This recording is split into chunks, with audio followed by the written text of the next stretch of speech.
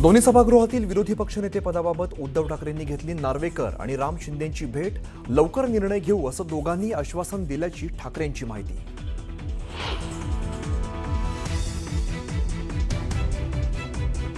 वेगळ्या विदर्भाबाबत मुख्यमंत्र्यांच्या शेजारी बसणाऱ्यांची भूमिका काय? उद्धव ठाकरेंचा एकनाथ शिंदेंना टोला.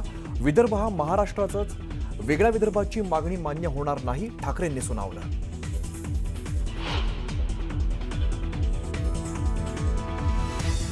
विधानभवनात झालेल्या राडा प्रकरणाच्या चौकशीचा अहवाल विधानसभेत सादर.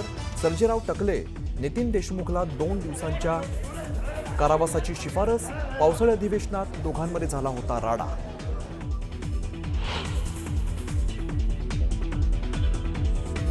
मुंबईत महायुतीत राष्ट्रवादीला सोबत घेण्यास मलिकांमुळे अडथळा. मलिकांच्या नेतृत्वाखालील राष्ट्रवादीसोबत कोणतीही युती करणार नाही. मलिकांच्या नावाला तीव्र विरोधाच्या भूमिकेवर भाजप ठाम.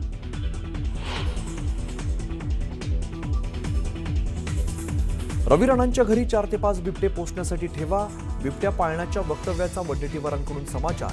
तर परवानगी मिळाली तर 10 बिबटे पोसू शकतो, रवी राणांचं प्रत्युत्तर. तपोवन परिसरातील वृक्षतोडीला हरित लवादाची स्थगिती.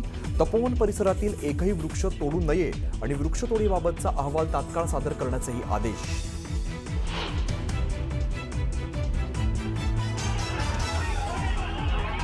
बेरोजगारीच्या मुद्द्यावरून नागपुरात काँग्रेसच्या NSUIच्या संघटनेचा मोर्चा.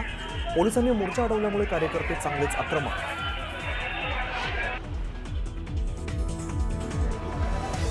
कोल्हापूर जिल्हाधिकारी कार्यालय 5 RDX बॉम्बने उडवून देण्याची धमकी. धमकीच्या मेलमुळे खळबळ.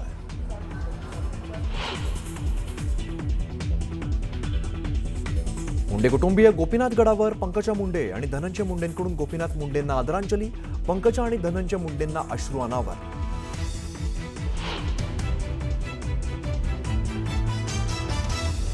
राज्यात मायक्रोसॉफ्टची मोठी गुंतवणूक. सीएम फडणवीस आणि सत्या नडेला यांच्यात चर्चा. 45,000 लोकांना मिळणार रोजगार.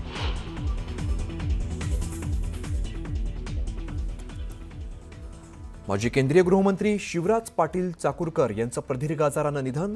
लातूर इथल्या निवासस्थानी घेतला अखेरचा श्वास. मुख्यमंत्र्यांनी घेतली कुटुंबियांची भेट.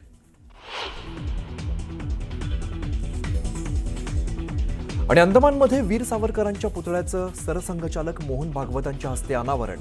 केंद्रीय गृहमंत्री अमित शहांसोबत मंगेशकर कुटुंबही उपस्थित. सागरा प्राण तळमळला गीताला 115 वर्ष पूर्ण.